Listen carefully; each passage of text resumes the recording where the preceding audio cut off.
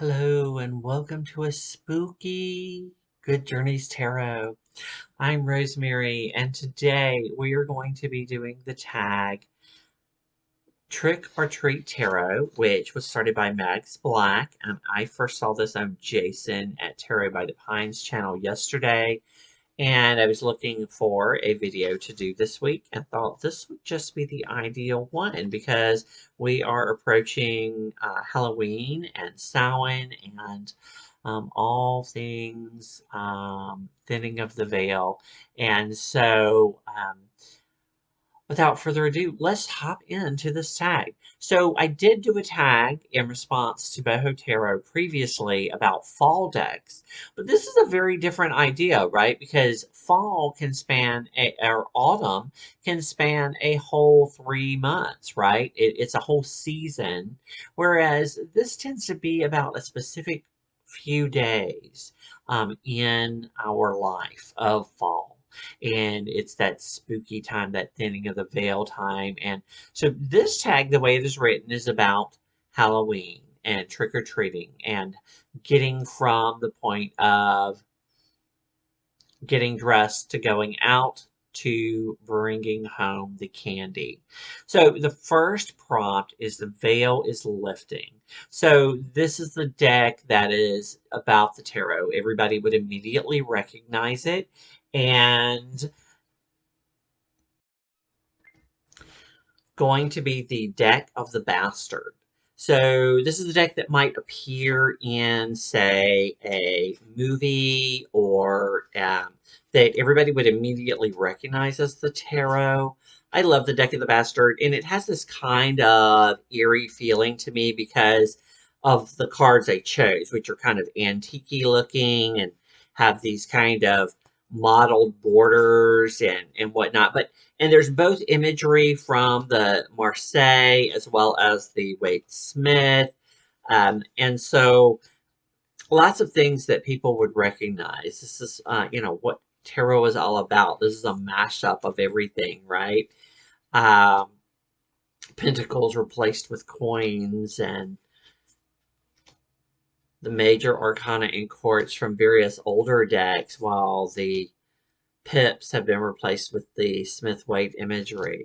So that is the Veil is Lifting deck, or the deck that is really all about the tarot, the deck of the bastard.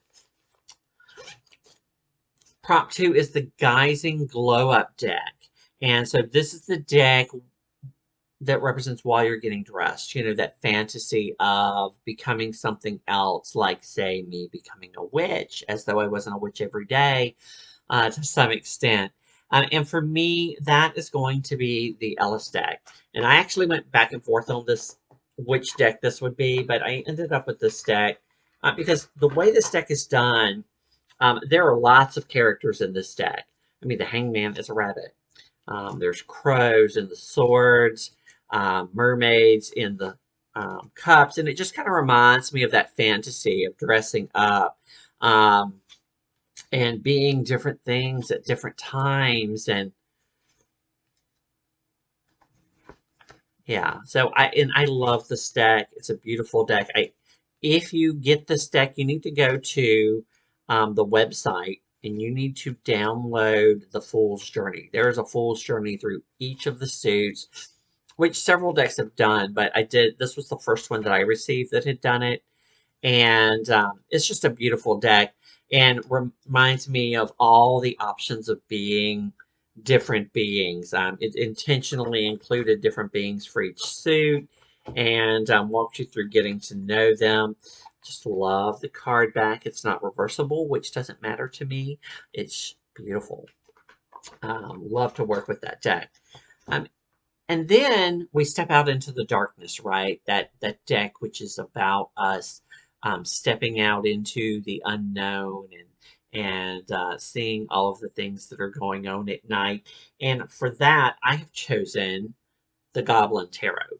The Goblin Tarot was a deck that was kickstarted, and it ended up being 100 deck printing. And it just came in a tuck box. It has no guidebook. There are just 2 cards that walk you through general meanings of all of the cards, and then you get the deck itself. And I really connected with this deck through the Three of Swords. And if you and I love the backs. Look at the backs. All of those skulls. I think it's so cool. It reminds me of my favorite pair of leggings, which are kind of a gold color skulls. But there's all of these goblins living their life, going through each of the suits and the experiences of the tarot. And one of my favorite things, there's a dragon. So to me, this is like stepping out into the night, and all of the creepy creatures that you're going to see. There's some as witches.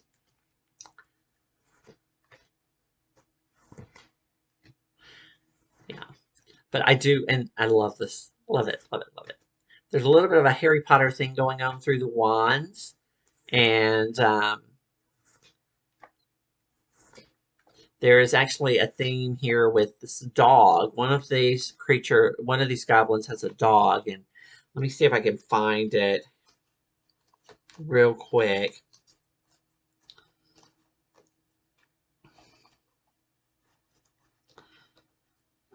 No such luck.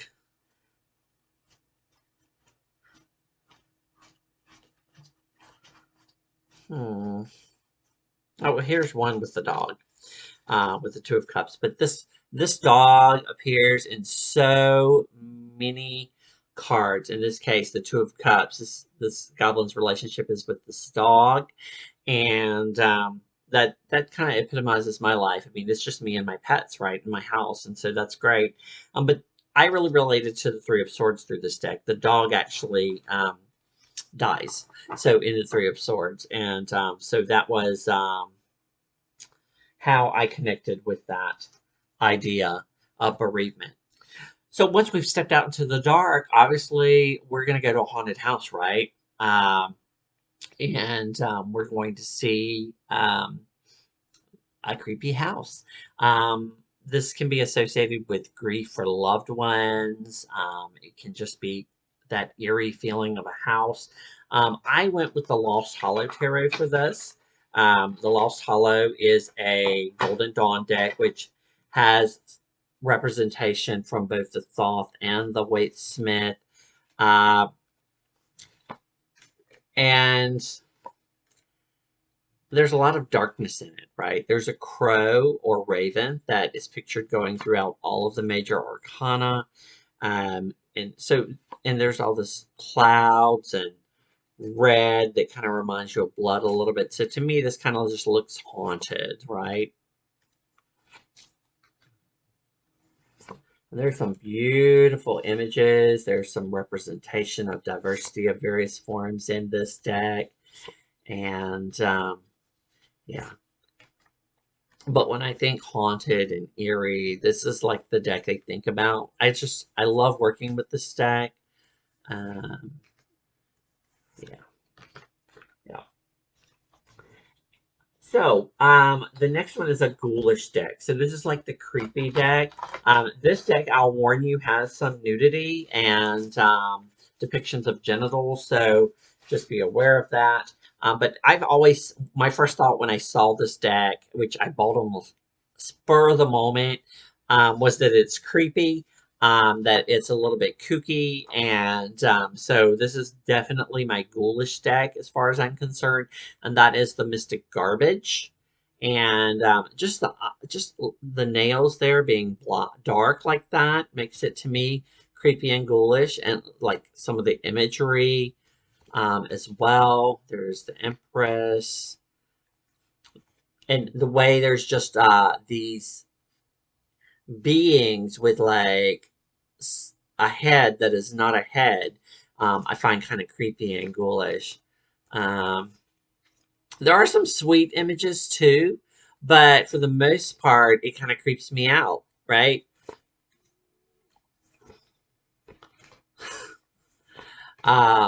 It's intentionally done this way. It is mystic garbage after all. Look at that, the expectant skeleton, a brain. But yeah, this is my creepy ghoulish deck. And I love working with this on occasion. There's our Emperor, but I do find it extremely creepy. All right. The next prompt is the Knock Knock deck. So, you're out trick or treating after all. It's Halloween. And this is actually the deck you want to get to know better. You're actually going to someone's house, right? And that's one way that I've met my neighbors, right? Kids coming to my door.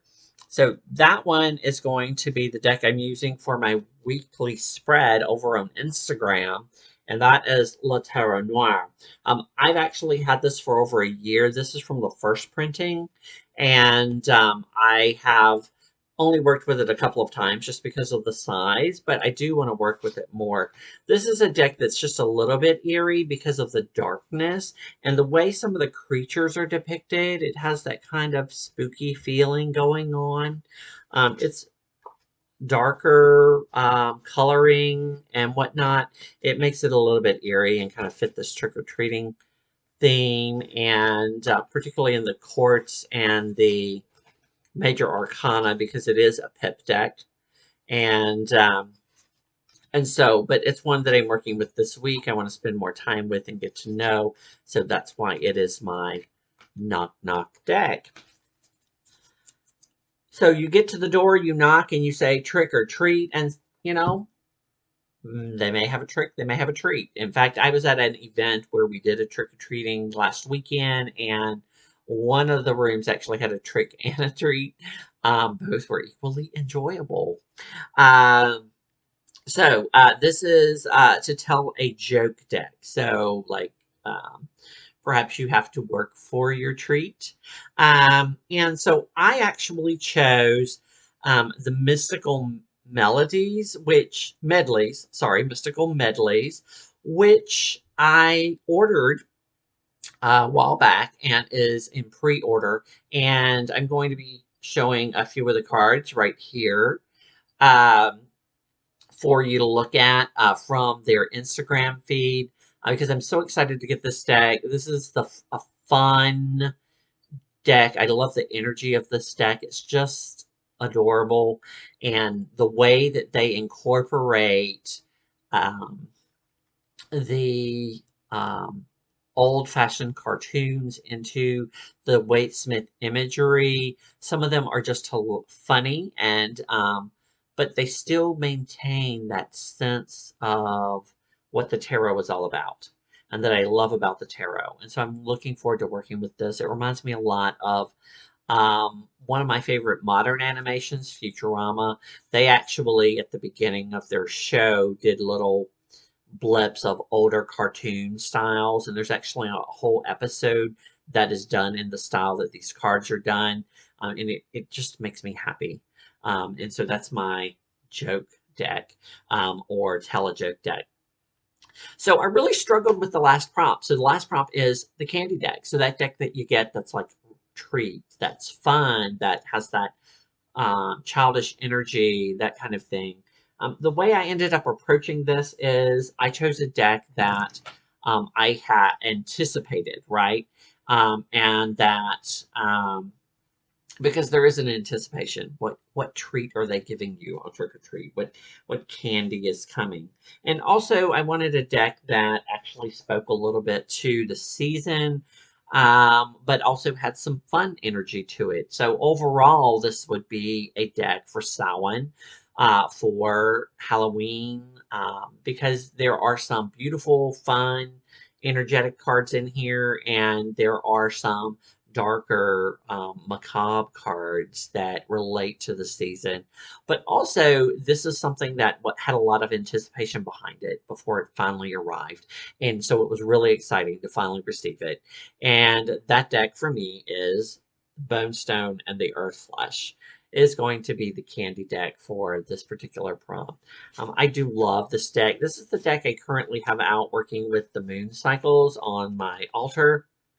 And there are some beautiful deck cards, and then there are some really deep, dark cards that make you think, and bring out ideas in the cards that are so impactful, particularly this time of year. hence the bone stone and the earth flesh. And so I just love that about it. And I felt like this had to be in this series for trick-or-treating. Though I have other decks that could have easily filled the spot too, I couldn't do this prompt this time of year without including this deck because it was such a treat to finally receive it and to be able to work with it in person. Love that Queen of Swords, which is, let's see, and there's our candy card, right? That happy, that joy, immediately following kind of a darker image of the Queen of Swords. But yes, definitely my treat for Halloween when it finally came. So that is my response to Mag Black's prompt, Trick or Treat Tarot. I hope that you have enjoyed it and that my dark, eerie feeling little video hasn't been too difficult to see. This is Rosemary. Until we meet again, spooky journeys.